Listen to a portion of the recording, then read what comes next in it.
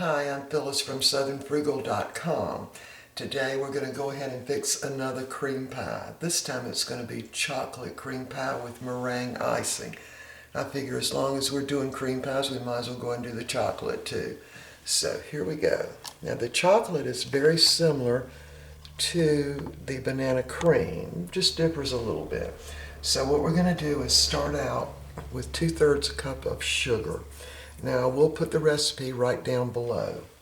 This time we're going to use 1/2 cup of Argo cornstarch or whatever kind you have.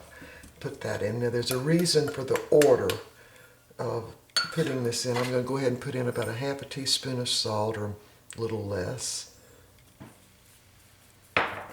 And we're going to go ahead and put in 3 tablespoons of unsweetened cocoa, and I use the Hershey's. I just like it best.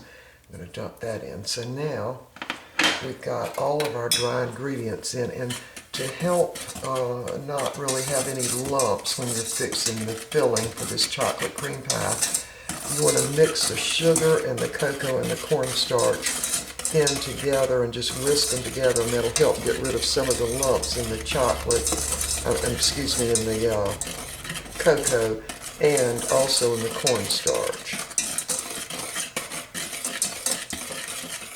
Okay, now we're ready to put our milk in.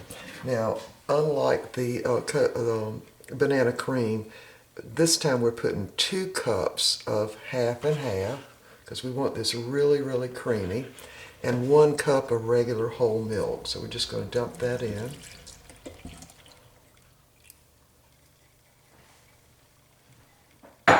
This is going to be a very rich chocolate cream pie.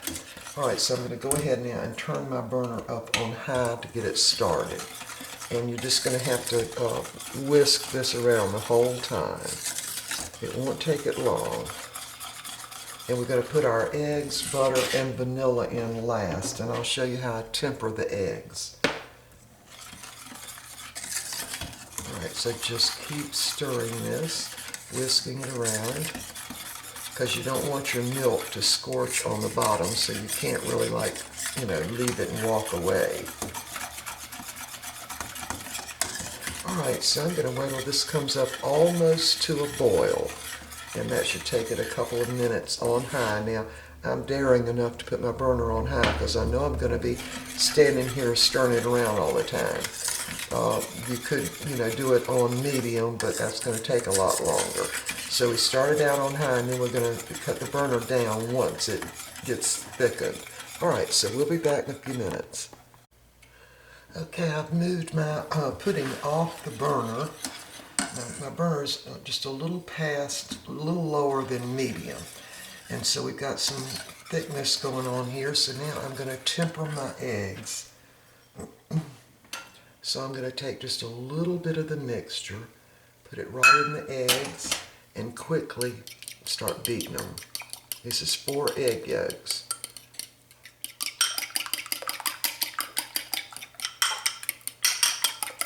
And this is so you don't end up having the eggs curdle. So I'll put a little more in this time. Quickly beat them.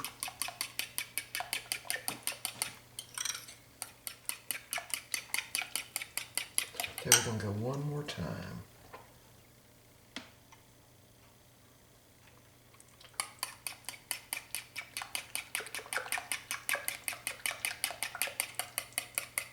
Okay, now we're ready to put these eggs in, and that brought them up to close to the temperature of the mixture here. So we'll put it back on the burner, pour this egg mixture in. You want to be whisking it. Oops, sorry, y'all can't see. There you go. Well, let me turn it down a little more.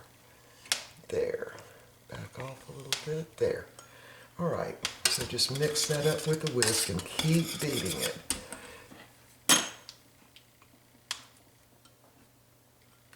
Now I use this little green spatula here to go around the edge because my whisk won't get right up into the edge. Now you really don't want this mixture to boil. I'm going to just keep whisking it, and the eggs will cook pretty quick. You see it's getting pretty thick now because we definitely use more cornstarch in this than in the banana cream pie. And this is more of a milk chocolate, which, you know, if you like the darker chocolate, you could put a couple more tablespoons of the Hershey's cocoa in there. And I do notice some of the little bits of the Hershey's cocoa still not dissolved in there. Now you don't want this to boil, so I'm going to turn it down even lower. Pull it off the burner for just a minute, and I'm going to go ahead and put in 2 teaspoonfuls of vanilla extract.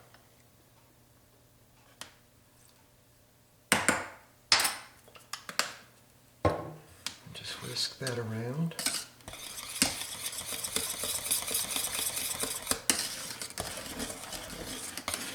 Put it back on the burner for just a minute. 4 tablespoons of butter. That's going to give it an even richer, creamier taste. Just keep whisking it until all of that butter is dissolved. Or melted, excuse me. And I'll use my spatula and go around the edges. You can also use the spatula to go around the bottom just to make sure nothing sticks.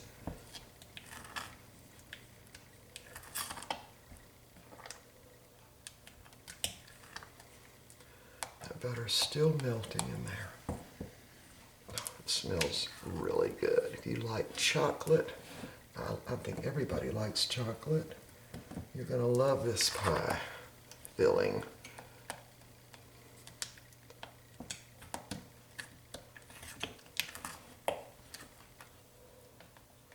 Okay, I think we can count our eggs being done now. Just stir it just a little bit more, and I'm going to go ahead and cut my burner off now.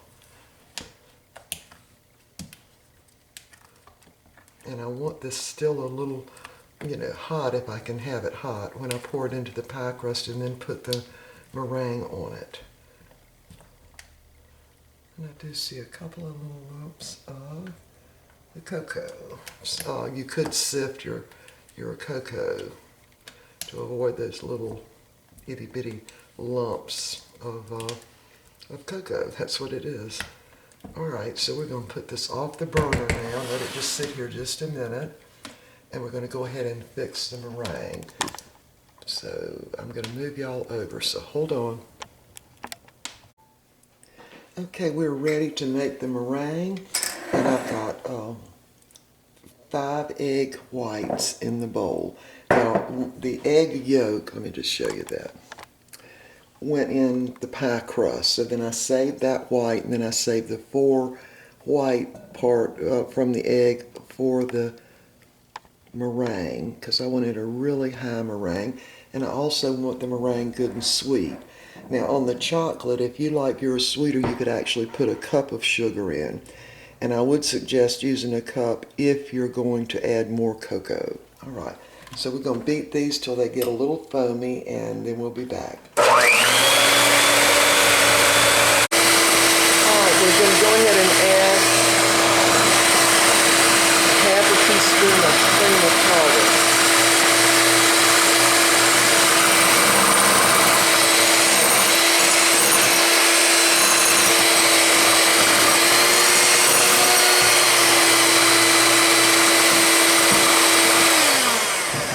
And we're also going to, I'm sorry, I didn't think y'all could probably not hear me over the sound of this mixer.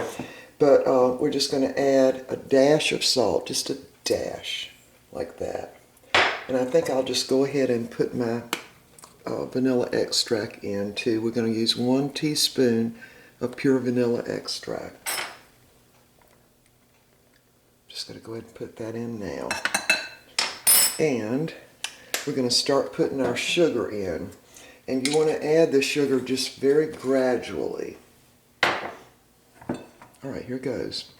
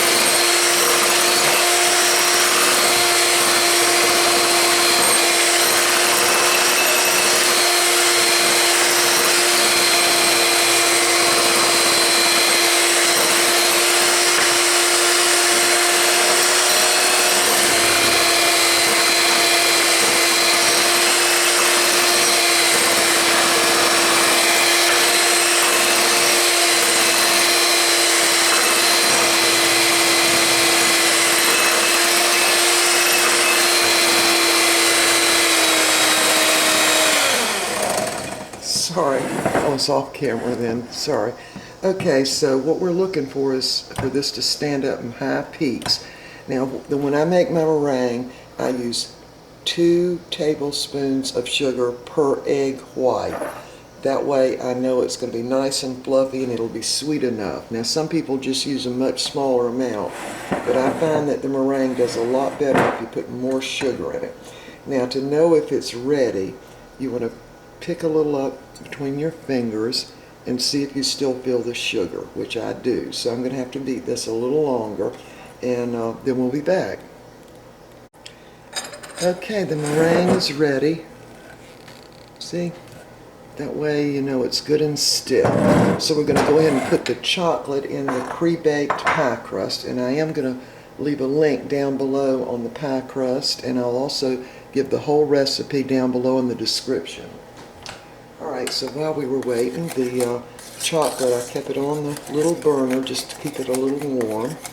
And of course it starts getting a little film on the top of it, and that's mainly because of the cornstarch, but that won't hurt a thing. Alright, so we're ready to dump it in now.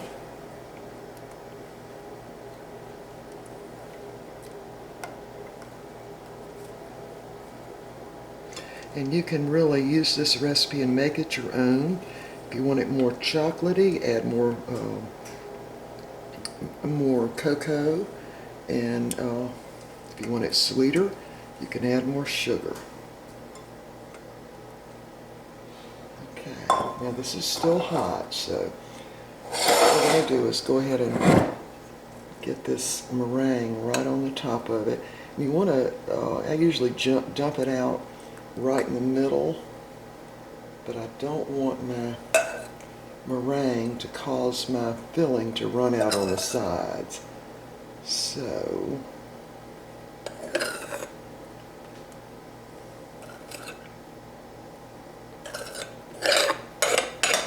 and the meringue is really sweet. It's actually certainly sweeter than the pie filling.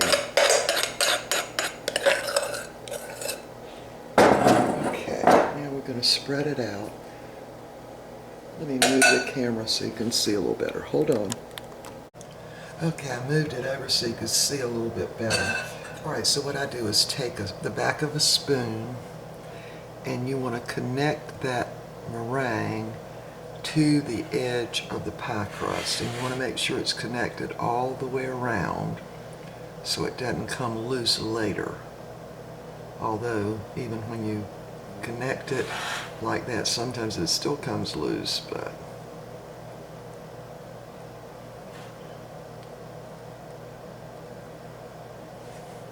see how it'll take a hold of the crust is what it'll do.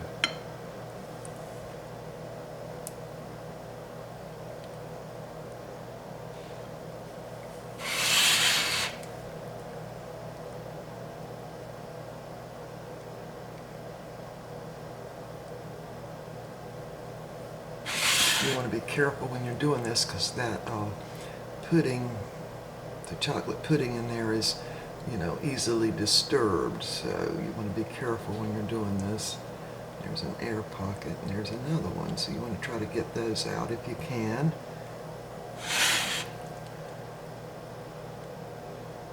Alright, so we're going to bake this in the oven, 400 degrees for probably 8 to 10 minutes. Now, I don't put those little squigglies on top of my pies because they tend to really burn, and then the rest of the meringue won't be fully browned. So I try to not have any little squigglies if I can help it. I just make little, I don't know, swirls.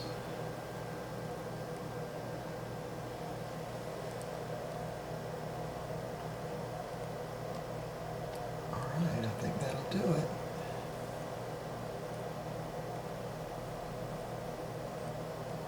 Alright, going to bake this 400 degrees for 8 to 12 minutes, and the meringue should be all cooked then. And when that happens, we'll be back. There you go, there's a look at it. Alright, we'll be back in about 10-15 minutes. Okay, the meringue is all browned now, and what I do is cut the oven off just turn it completely off, and I'll leave it sitting right there just for a little while, maybe 10 or 15 minutes, and then I pull the rack out and let it sit outside for a few more minutes, and then let it cool completely before we cut it, because otherwise it'll be kind of runny. So the whole reason for that is so your meringue won't deflate too much. I mean, it's going to deflate a little bit, but you don't want it to completely deflate. Alright, so we will see y'all next time.